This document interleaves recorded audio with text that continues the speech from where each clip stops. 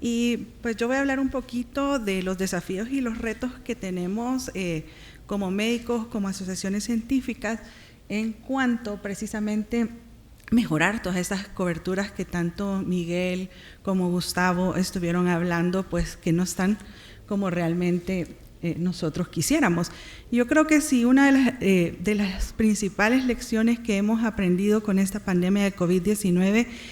es precisamente que a pesar de que hemos tenido mejoras en la calidad de vida de las poblaciones, nuevos y mejores antibióticos, antivirales, vacunas, que tenemos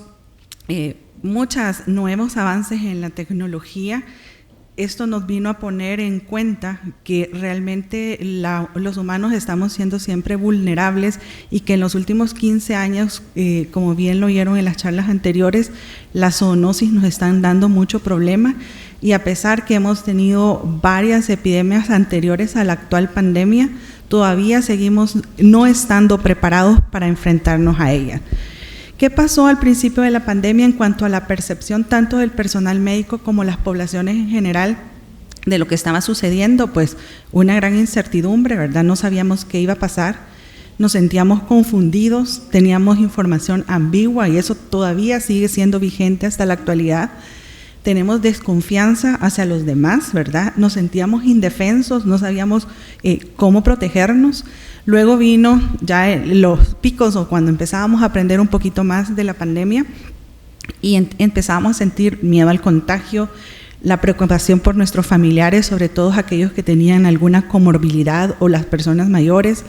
la incertidumbre económica laboral, sabemos que esto impactó mucho, la desesperanza, el aislamiento social que mucho impacto ha tenido sobre todo en la niñez, la desconfianza a las autoridades que un día nos decían una cosa y a la semana nos estaban diciendo algo contrario a lo que estábamos viendo,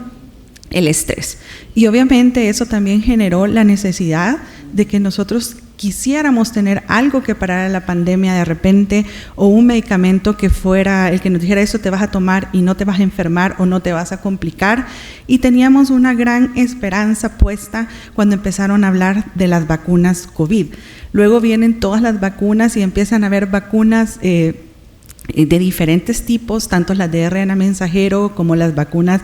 que eran de vectores o de virus vivos atenuados, y empieza también a haber una confusión en el mensaje que mandamos a la población. Si llegaba vacuna Sinovac, decíamos, bueno, pero es que la vacuna chinita y esa no es tan buena como la que se está usando en Estados Unidos. Entonces la gente también empezó a generar un poco de desconfianza a estas vacunas. No, yo no me quiero poner esta, yo me quiero poner la que es mejor. Y entonces tampoco no se nos vino a solventar nada, no teníamos medicamentos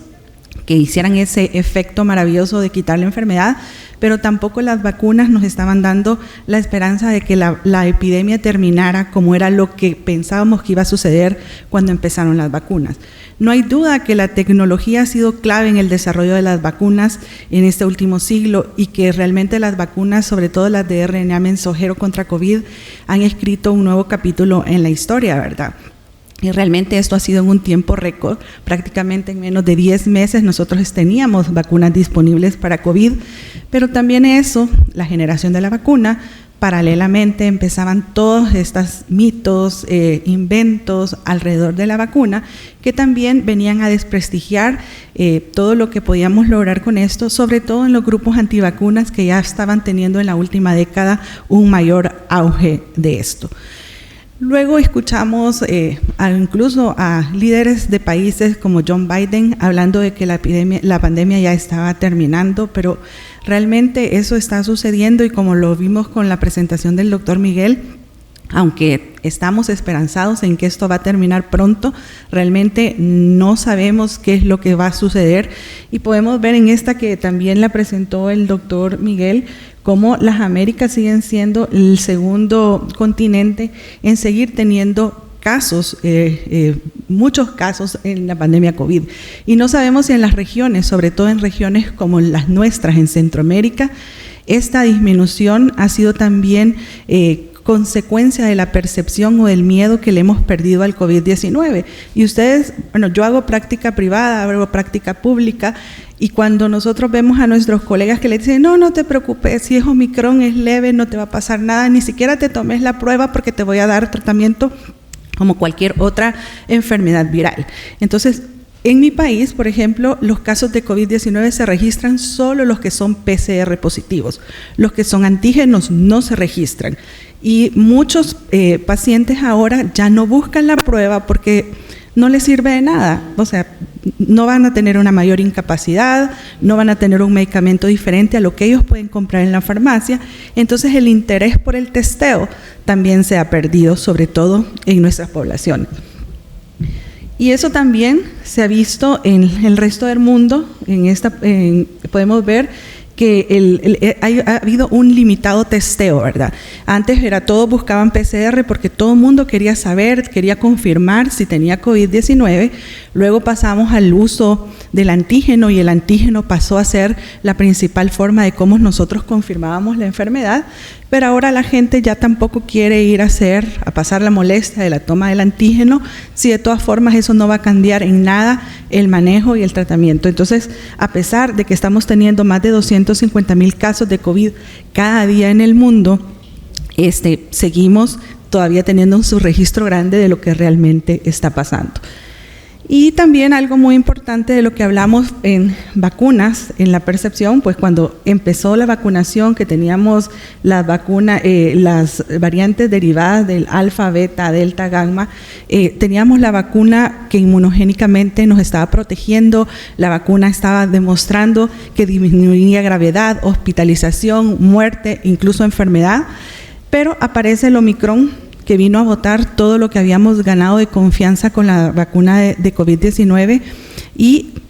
también ha impactado en los antígenos, porque muchas de las pruebas tienen baja sensibilidad y especificidad de los antígenos cuando es Omicron. Entonces, muchas veces tampoco la podemos detectar y también ha hecho que la percepción de que la población empezó a recibir mensajes de que con el advenimiento de la variante de Omicron, la efectividad de las vacunas disminuyó, que ya no eran del 80, 90%, sino que hizo que llegara al 30, 40%. La población también cambió su percepción y empezó a ver que obviamente ¿de qué servía seguirnos vacunando si estas vacunas que nos estaban aplicando no nos estaban protegiendo con la cepa que estaba circulando? Entonces eso también vino a botar un poco la percepción, ¿verdad? Y como mostró Miguel en la presentación anterior, los linajes BA5, BA4, 6, que son los que están predominando, también estamos viendo las necesidades, como dijo Gustavo, del refuerzo sobre todo de las vacunas bivalentes. Y aquí estamos viendo que cuando vino Omicron, tuvimos una alza de casos, ¿verdad? Luego disminuyó, luego volvió a tener una alza de casos, sobre todo en los mayores de 65 años, y en las diferentes poblaciones no hubo un incremento tan alarmante. Y vemos en esta gráfica que presenta el CDC cómo han ido las olas en 2 años de pandemia, de muertes en el coronavirus, y vemos que ha sido como cíclica y cada vez que aparece una cepa nueva, los casos de mortalidad se incrementan y obviamente aquí estamos en la 5ª ola del Omicron y también estamos teniendo muertos. Estados Unidos está reportando en 300 a 500 casos diarios de muertos por Omicron. ¿Y qué ha pasado entonces con la vacunación y el COVID-19, sobre todo en los mayores de 18 años? Y podemos ver aquí con el advenimiento de Omicron, como en junio del 2022, los adultos no vacunados mayores de 18 años tenían casi 5 veces más tasas altas de hospitalización si los comparábamos con las personas que habían recibido su esquema completo y por lo menos 1 y 2 refuerzos. Y lo mismo sucedía también para las muertes, como las personas no vacunadas arriba de los 5 años de edad tuvieron 8 veces más altas tasas de mortalidad que los que tenían por lo menos una dosis de refuerzo. Prácticamente la disminución de las muertes fue casi 20 veces cuando las personas tenían por lo menos un refuerzo cuando empezó el alza del Omicron. ¿Cómo estamos en la vacunación de COVID-19? Pues el 68% de la población mundial ha recibido al menos una dosis.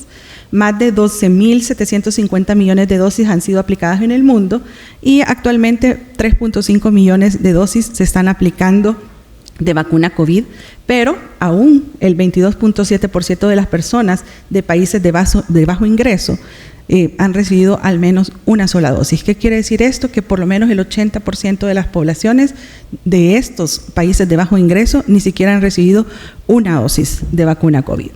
Y a pesar de que nosotros podemos ver en estas gráficas el total de personas vacunadas en las diferentes regiones y cómo hay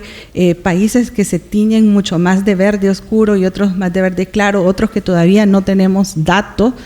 vemos cómo son de desiguales, que es muy parecido a lo que pasa con el resto de vacunas, ¿verdad? Una inequidad en la distribución, en la adquisición, en la aplicación de las vacunas y los diferentes porcentajes de cobertura,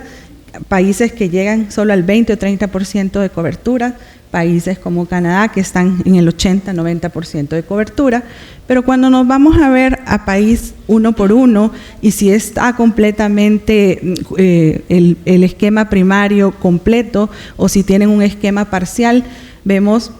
que de nuestra región de América Latina, pocos países están en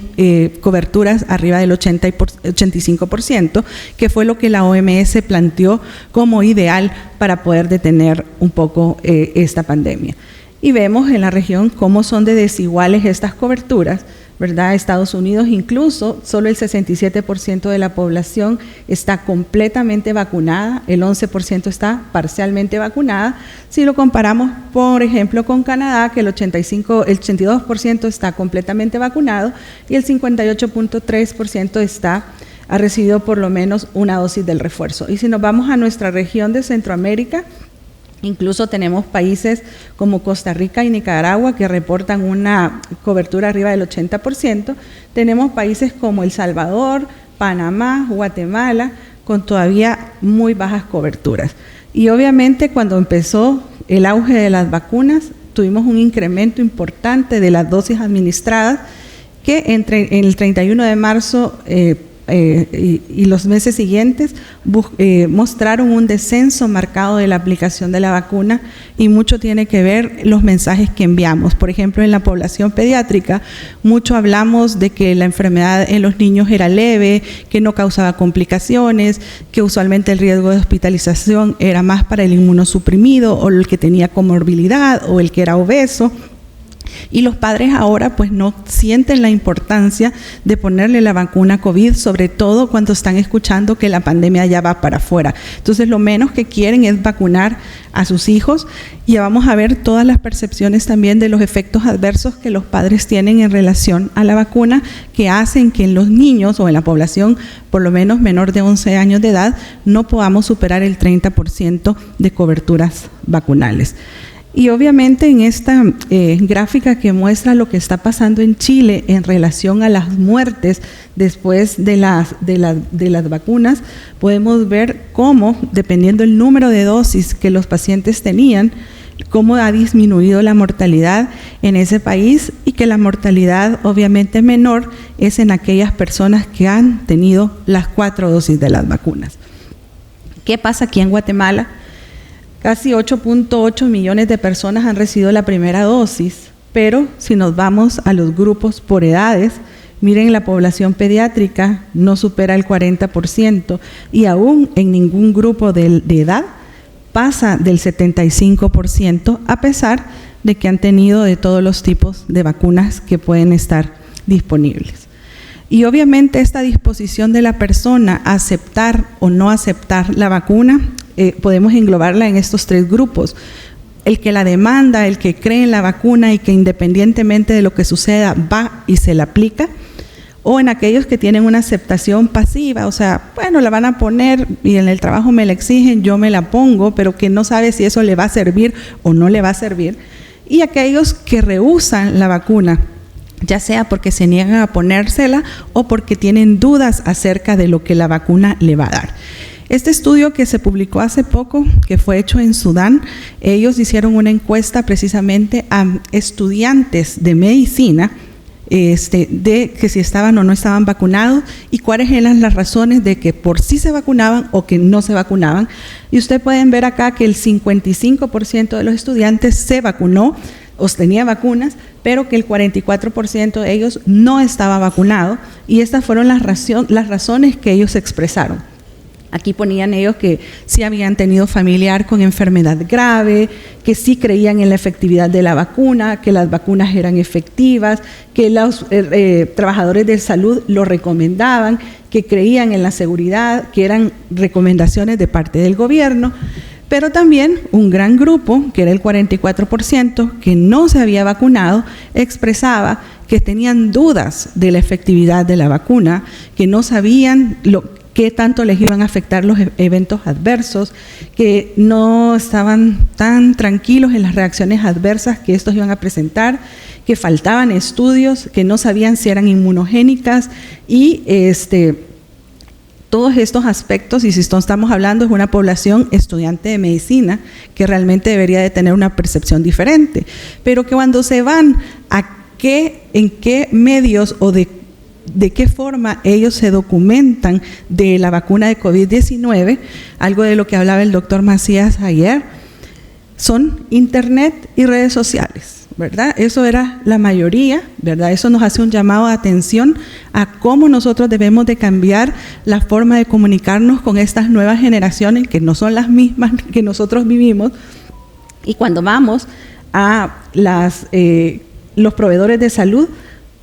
formaron el cuarto grupo de los que ellos pedían un consejo o información acerca de la vacunación COVID. En resumen, en este estudio, bueno, del 55% de las personas que ellos, de los que habían recibido la vacuna, los predictores de aceptación eran, pues obviamente, una historia previa de haberse enfermado y de una enfermedad severa, que creían en la seguridad de la vacuna,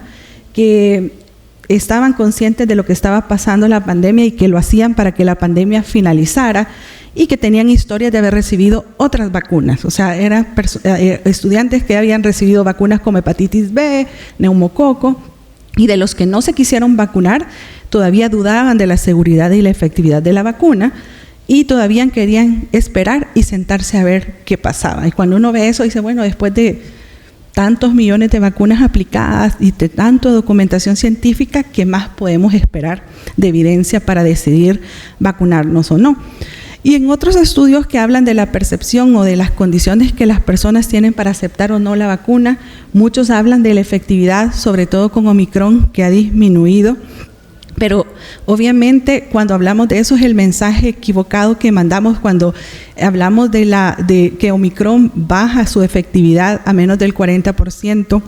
cuando hay esa circulación de las variantes, y hablamos de la enfermedad, pero cuando vamos a hablar de hospitalización, gravedad y muerte, obviamente esa efectividad de la vacuna aumenta. Entonces tenemos que reforzar precisamente esos mensajes, que lo importante de estas vacunas es prevenir gravedad, hospitalización y muerte, y no tanto la enfermedad, y que aumentando las coberturas vamos a lograr hacer eso. Entonces, otra cosa que también les preocupa a los padres, sobre todo en las poblaciones pediátricas, es que sus hijos puedan tener miocarditis. Y nosotros en nuestro hospital tenemos un centro de vacunación,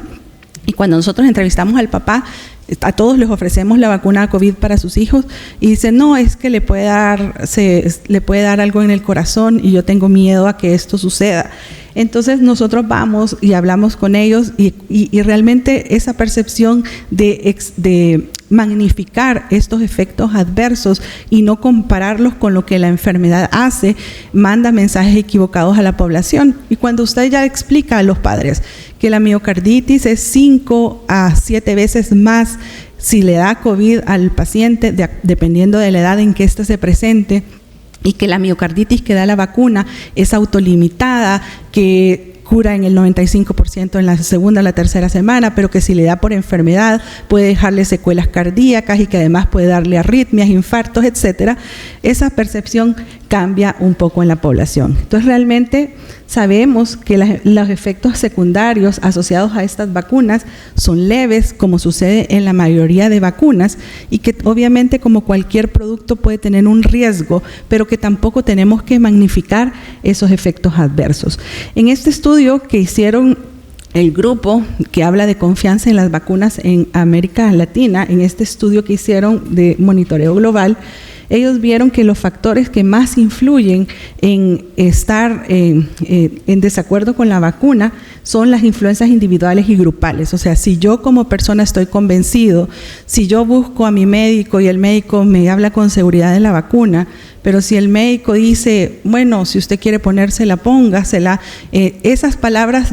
duditativas que nosotros a veces ponemos en nuestra boca es lo que hace que las personas no se vacunan. Las influencias contextuales, ¿verdad? ¿Qué pasa en mi medio, si lo necesito o no lo necesito hacer? Y las vacunas y cuestiones específicas en la vacunación. Nosotros en El Salvador pensamos que estos son los elementos que debemos de trabajar, ¿verdad? Elementos de confianza en las vacunas, estrategias para generar confianza en las vacunas, para hablar con los pacientes. A veces, sobre todo cuando nosotros trabajamos en hospitales grandes, pensamos que los promotores de salud, los educadores o las enfermeras manejan la terminología o manejan los conceptos igual que nosotros. Y realmente nos damos cuenta que no. Nosotros ahorita acabamos de hacer un estudio con los CDC porque tenemos una muy baja cobertura vacunal, sobre todo en las embarazadas, no llega al 30%, a pesar de que tenemos unas vacunas buenas de RNA mensajero que les estamos ofreciendo. Hicimos una encuesta en todo el país de la percepción de las embarazadas y del personal de salud en cuanto a vacunación COVID en la embarazada, y realmente la embarazada tiene muchas dudas y no es que no se quiera vacunar, sino que lo primero que dijeron ellas fue que reciben mensajes ambiguos, ¿verdad? Que un día le dicen que se tienen que vacunar arriba de las 20 semanas, otros arriba de las 26 y que otros en cualquier momento de la edad gestacional, y que eso les causa temor de lo que pueda pasar al recién nacido. E incluso la estrategia educativa que se está trabajando en El Salvador la validamos con las mismas embarazadas, y es increíble ver que ellas mismas, hasta los colores que les llaman la atención, el tipo de mensaje, el tipo de figura, que realmente si nosotros queremos impactar, tenemos que educar. Y educar no como nosotros creemos que la gente nos entiende el mensaje que hacemos, sino como realmente ellos lo entienden. Y nosotros tenemos que acercarnos más a las necesidades de la población. Ahorita el otro año esperamos hacerlo con los niños y los padres, porque tampoco estamos teniendo coberturas adecuadas. Muchos de ellos nos decían que el problema era que cuando les daban la inducción a la vacunación, ellas llegaban con sus hijos pequeños y no ponían atención porque tenían que estar pendientes del niño. Entonces ideamos una estrategia de vacunación a través de títeres. Entonces se les da la consejería de vacunación COVID y de la enfermedad COVID a través de juegos y actividades lúdicas, para que también el niño que acompaña a la embarazada esté quieto y le permita a la mamá recibir la información de la manera adecuada. Y otra cosa que vimos en este monitoreo en el país fue que el personal de salud que trata a mujeres embarazadas tampoco tiene los conceptos claros, ni tiene las respuestas adecuadas que la madre necesita escuchar de una manera apropiada, sino que a veces el personal de salud prefiere no darle una respuesta porque él mismo desconoce si lo que la enfermera le está preguntando es cierto o no. Entonces pienso que aparte, una cosa es la disponibilidad de la vacuna, el tener la vacuna disponible, y la otra es cómo nosotros llevamos el mensaje, que eso puede impactar más en la población. Y también las facilidades programáticas en los programas de vacunación. A veces tener tantas vacunas como tiene Guatemala, que tiene de todas, confunde al personal de salud. Y también hay que ver las capacidades instaladas de los programas de vacunación en cuanto al almacenamiento y las prácticas seguras de vacunación, para que estos también puedan tener errores programáticos lo menor posible en estos, porque eso también genera